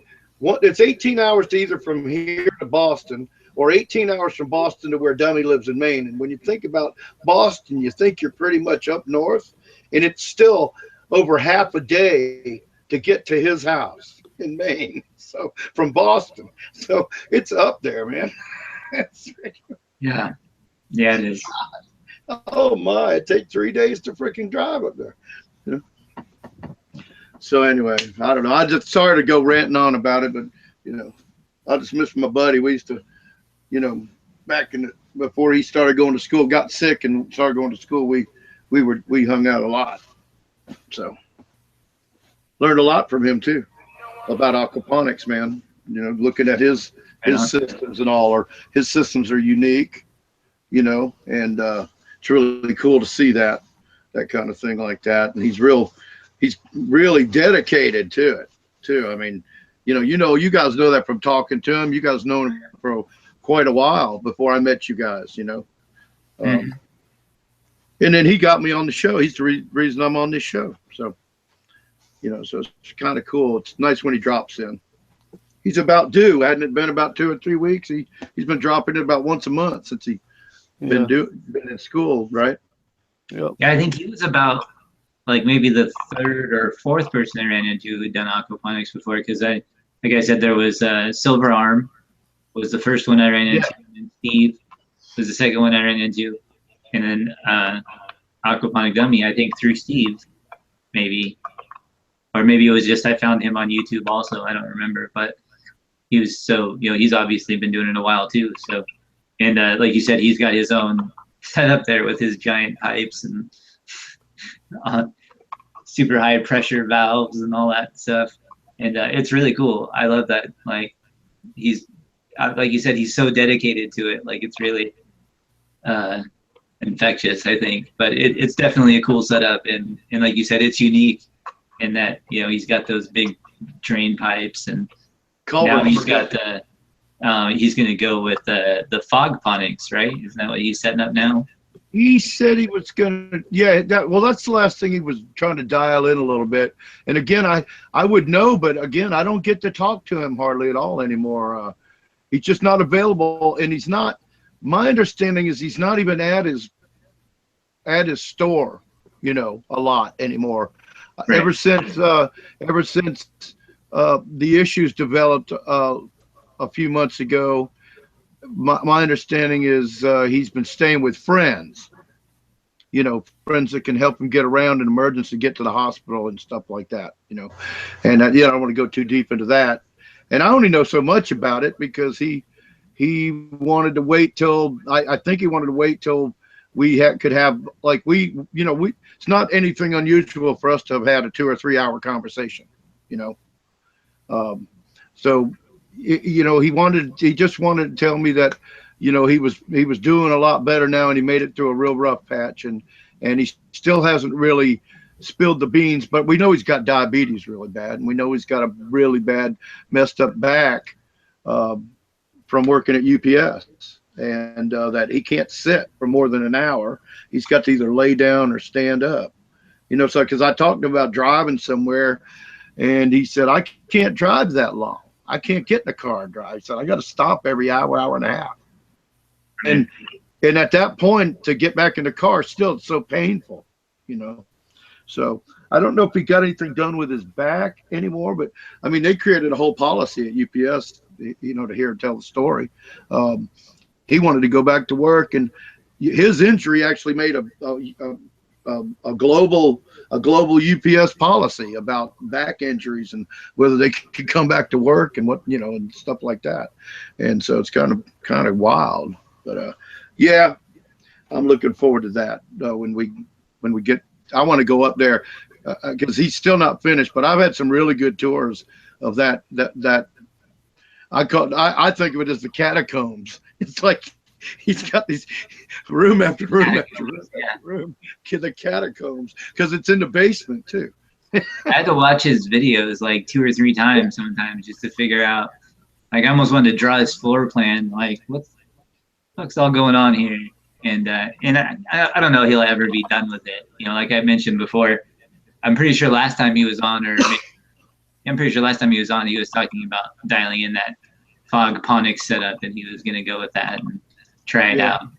And so I think that's going to be cool. And I just don't, you know, or maybe that's just what I think about myself. Like I mentioned, I think last week when Jeff was on, I've never grown the same way twice. Like, all of my setups have literally been different. So I can't really say too much about that because I change mine all the time too. And he kind of does the same thing, but he's pretty consistent with his aeroponics there for a while. But now he's like, nope, we're going fog. I'm like, okay, sweet, dude. I think he's still going to have all the aeroponic setups he's already got, I believe. The fog ponics is a system in a new room. Right. But what's cool is, like, you know, when I first saw his stuff, he was using those big like $6 to $10 lids, like for 5-gallon bubblers, with the big net pots built into them, molded in, and he was using those on the top of those culverts. And then, so he's got the store, right? He's got the fish store, hydro store, whatever you call it, you know, the fish store, grow supply store. And so he had all these big giant smart pots, like 30 and 40 gallons. So he cut them all up and made little pots to fit in those black tops to make his dual root zone. And that's how he did the dual root zone. He took and put it, because his root zone, as was yours in Hydroton, his is dangling in aeroponics. Right. Aeroponic type system, all right, with sprinklers, spinning sprinklers. So he had the bucket lids, those big black bucket lids, and he cut up, he took all the smart pots in the store and cut them up and made these little baskets to put in his bucket lids, and filled it with ocean forest and happy frog. That's how he started it. And so he put the plants in that, and then the roots would grow out into the aeroponic, and he supplements it up there in the top in the dual root zone system. So that's a little bit different way. I love the way you showed it. It finally, because I was thinking you guys had like a solid bed running like a bucket or something like that, or a big pot, filled with the hydroton in the bottom and then a divider. Because I was even thinking of that today, how you showed that. Because I originally, when it was first described to me, I thought the dual root zone was like you had this ebb and flow thing with a divider, and then the whole thing was like a medium, like a soil or soilless medium on top. But it's not. Or do people actually do it that way also? Well, you can. I think it depends on what you want to do, really. Like, if you wanted to put, like, say, a different type of media, like cocoa, on the top, right? And you could do that, but you would probably end up just having to supplement more, because by adding like a living soil in there, you can amend it with stuff like I use langbonite or different stuff that you would normally, any of your dry amendments that you can mix into your soil, and that allows you to essentially not really have to feed all that often. Like, you don't really have to feed teas. Like, without dual root zone, I probably feed teas twice a week.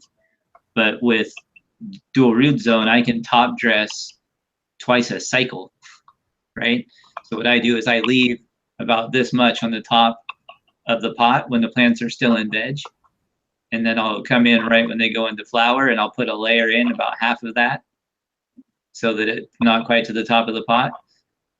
And then I'll come in probably about 3 weeks, 3.5 weeks into flower, and I'll fill and top dress all the way up to the top of the pot.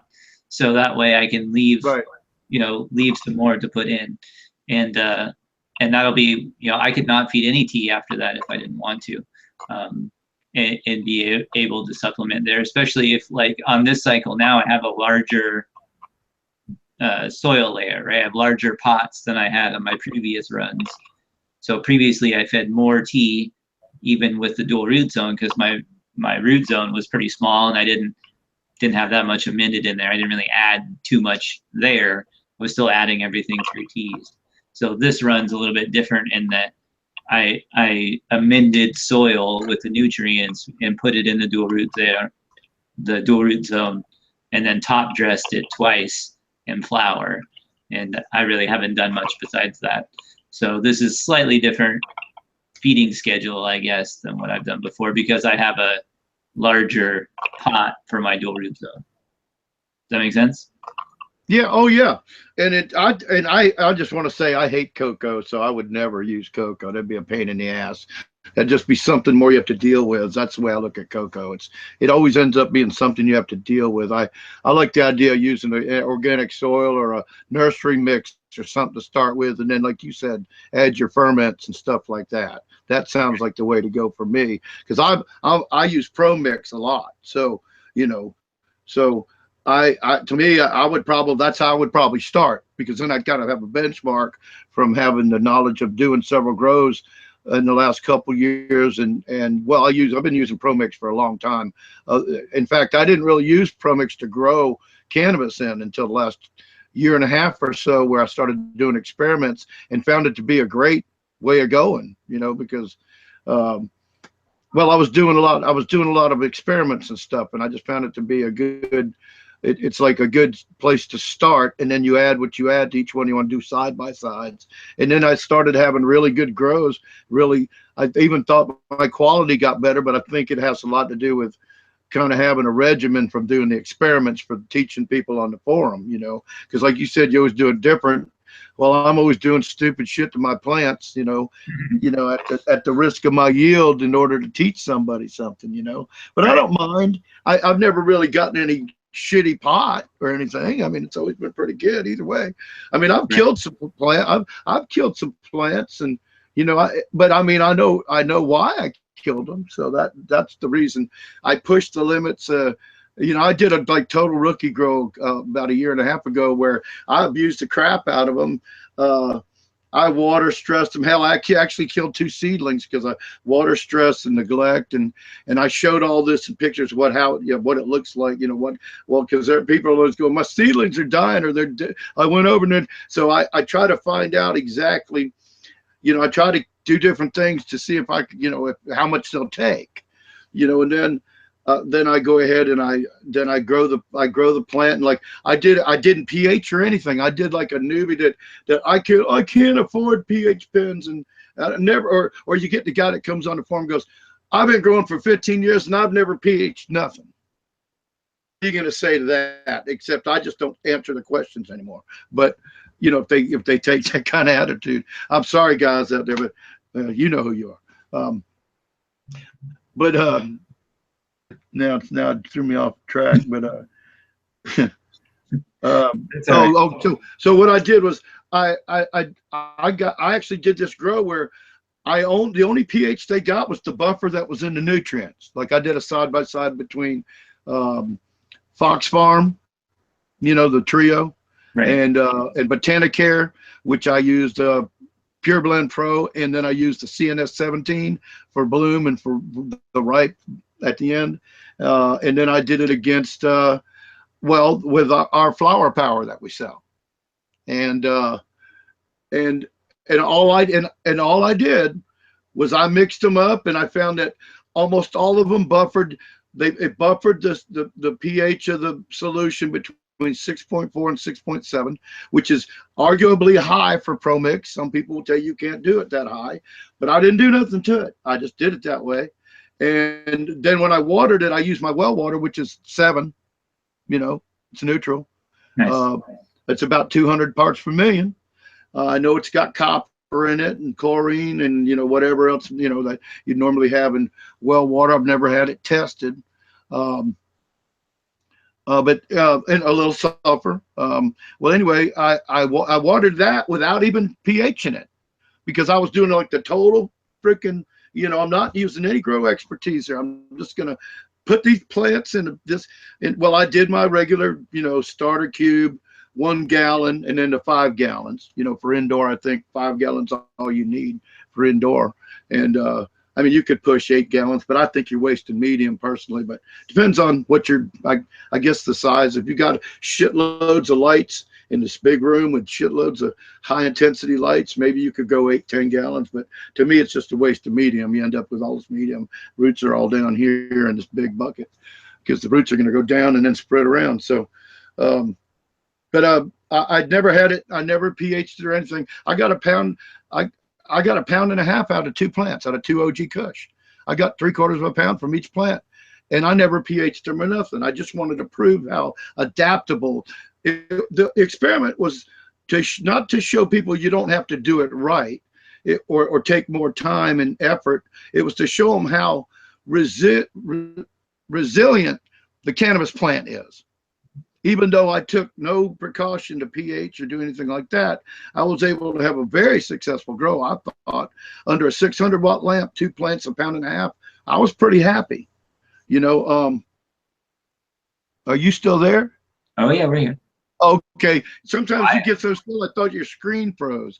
All right. So I mean, it came out to where, and it wasn't again to promote, don't take the precautions and be proactive about growing the right way and stay within parameters and the variables that you need to stay in. It was really about showing people how resilient and adaptive the cannabis plant is, no matter how much you abuse it. See, and so I was very happy with that. And then I did the side by sides, and so, but that's where I would go, getting back to the aquaponics. So having been experimenting with this and having success in these different ways of because each time I do the grow a little different too. I would be perfectly, and I'm going to set it up soon, but there's a million things to do. So I really don't have space right now, especially now. Mix, right? Huh? You say you have Pro Mix, right? That's what you normally use. You have some Pro Mix. Right. I used to do hydro and make my own soils and mediums and stuff, and I did a lot of hydro. And I decided to start trying to use Pro Mix, and I'm getting pretty well. Some people say Pro Mix. Some people argue it's true hydroponics because it's soilless. So basically they say treat it just like hydroponics. It's a debate out there. I tell everybody, everybody's going to grow their own way. You've got to learn your own way, and learn your own, do your own experiments, and have trial and errors, and screw shit up, or you're really never going to know what you're doing. So, right. Do you have red worms? Did you mention before? I think you were talking about getting a red worm bin, or getting some red worms. Did you? Oh well, I talked about maybe having a worm farm, but I was more about I've been wanting to get fish and stuff like that. Right. But now with the wood crisis, I don't see how I'm going to start because I have all the stuff I was going to build a hoop house specifically for starting an aquaponics grow. And then you frame it up on the ends and double poly insulate it, right? Blow some hot air in there in the winter, and then 10 months of the year it'll be great, but it's not going to work out like that now. So I don't have the space at this point to start in aquaponics. But if I did, I think I would do your dual root zone. I'd start with Pro Mix because I know it's a good base. And then I would use your ferments and your labs and stuff like that. Right. I definitely think, to hell with cocoa. I think what you guys are doing is the perfect way to do it. Just from, If I were you, I would start with like 70% Pro Mix and like 30% like Malibu compost or castings or something like that. Worm casting. Yeah, castings. Okay, well, I could do that. Yeah, that's good. 70-30 with worm castings. That sounds great. Yeah, I would just start there, and you can start feeding it. Kind of see how the plants go. But I think there's all kinds of different stuff you can put in the dual root zone. I'm sure Steve has got a whole list. Actually, I'm pretty sure Steve has a whole spreadsheet of stuff you can put in the dual root zone. Oh yeah, for sure, no doubt about it. Well, actually, when I think about it, I probably could do some kind of dual root zone thing, because I probably could build a very small setup. I might be able to do that. Not what I was planning, and I think that's where I'm getting at. I can't do what I was planning. Well, you're a pepper guy. Grow some peppers. Huh? I said you're a pepper guy, right? Grow some peppers. Yeah. Oh well, I could do that. No, I'm just saying I can't do what I'm planning as much, because I was going to grow peppers with it and tomatoes, but I can't do as much with it as far as growing the big system that I wanted to build. But I might be able to do a 1 or 2 plant aquaponics indoor system. I might be able to pull that off. Yeah. That might be pretty cool. I got enough lights to do like 4 or 5 different little grow areas, from my accumulation of I got old lights, new lights. And nice. Well, so good work. So I see Hogmaster made it back. Well, what time's it getting to be? I actually turned my life around sleep-wise lately. I did a 4-hour whenever I got tired, until all of a sudden I was going to bed between 11 and 2 in the morning and getting up like at 6 or 7 in the morning. And today I got up at 7. So I'm that East Coast guy that is pretty freaking late tonight. Is it time to wrap up, or Steve, you got any big announcements to make tonight, or not to be trying to run the show or nothing, but No, just we'll be at the show this weekend, and yeah. Yeah. Well, is there anybody? The show has cost me a little bit of hardship, but we won't really get into that. This show? Like no, tonight? not the show. The edibles I made for this weekend got me in some trouble. So. Oh, I see. Did not I mean any real trouble. Just what's wrong with the show, asshole? No. So, do we have any chat questions tonight? Oh, did we run everybody off already? Not too many people in chat tonight. Dutch was here. I don't know if he's still here or not. He was talking about Michigan. Unless I'm lagging. I grew some. Says cheers. What's up, I grew some? Jeremy and Growing Green. But yeah, there was a lot of people who didn't show tonight that are normally on the show. So. Well, I mean, once okay. You have Tom Alexander 1 week and 2 weeks later Jeff Lowenfels, I mean, we started off a little slower tonight. Then people probably said, where's They know a lot of people know Alan. It's all good. Oh no, Unless Albin there's was internet cool. connection. It just then he got cut off. It was a bummer because Yeah. I was getting into it. I should I have thought posted in the PFA. That's what I should have done. We probably had a lot more people. Yeah. You bum. I'm just kidding. Well, we had a little bit of feedback. There's been a couple people, I don't know what they're calling themselves when they're in chat, but we've had a little bit of feedback, not a whole lot, but 2 or 3 people talking about they evidently watching it. You know, they're trying to identify us, you know, figure out who we are. And, you know, they were even asking why one of our other moderators wasn't on the show. And it was like, well, it's not our show. I mean, you know, we're panel, but you know, it's not the forum show. We're just the guys from the forum are on the show. You know? Yeah. So, alrighty. Well, yeah. If you guys are around, hold on. I'll pull up the. Actually, Marty, why don't you give your stuff and while I'm looking this up. Oh yeah, so check us out on the Aquaponic Facebook growers group. Yeah, Aquaponic Cannabis Growers on Facebook. Aquaponic Cannabis Growers Facebook group. And my channel is AP Meds. Definitely check that out. Have the class coming up with Steve with the online class in conjunction with his in-person class at Ouroboros.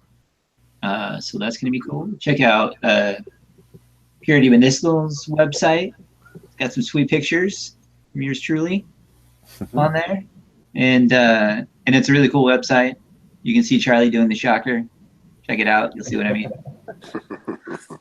I sent it to Steve the other day to cheer him up. Got a laugh out of him.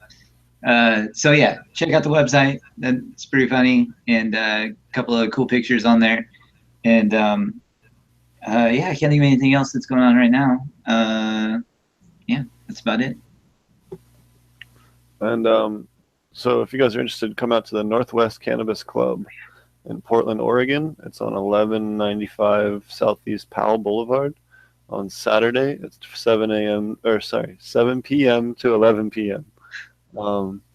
Yeah, come out and support us. Come hang out. A bunch of the DGC will be there. You'll be able to smoke there. We'll have competition. We're going to be entering in the competition. We'll also have a booth there for Purity. It'll be pretty fun. So. Right on. Yep. awesome. Sounds like a lot of fun.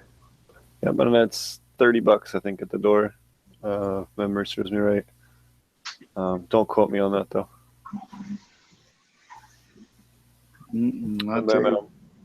Yep, like Marty was saying, we have the class on the 21st and 22nd, and check out my YouTube channel. I'll put in Ponics.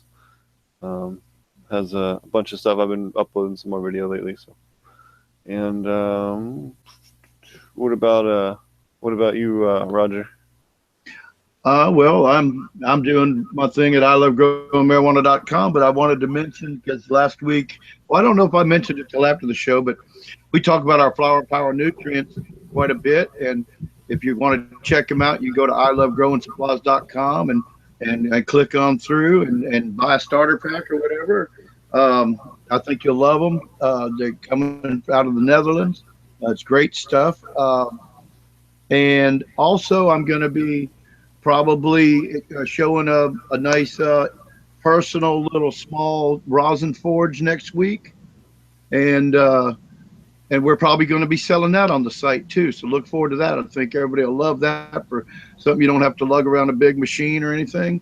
And you can get some dabs in less than 5 minutes and be a real happy kind of guy.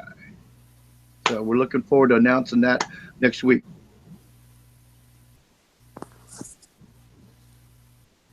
All right.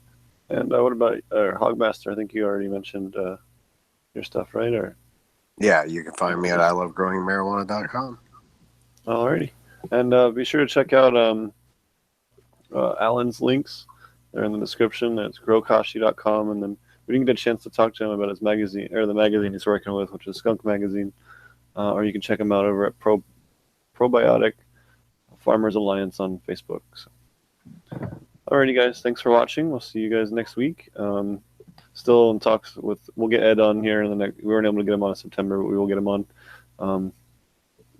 Part of it's just scheduling stuff with him, so he will be available. It's taking us a little longer than we had hoped. So, and working on some other cool guests for you guys. So, alrighty, see you guys on Saturday. I'll probably do some kind of live stream with Marty and some of the other guys. So, we'll see you guys then.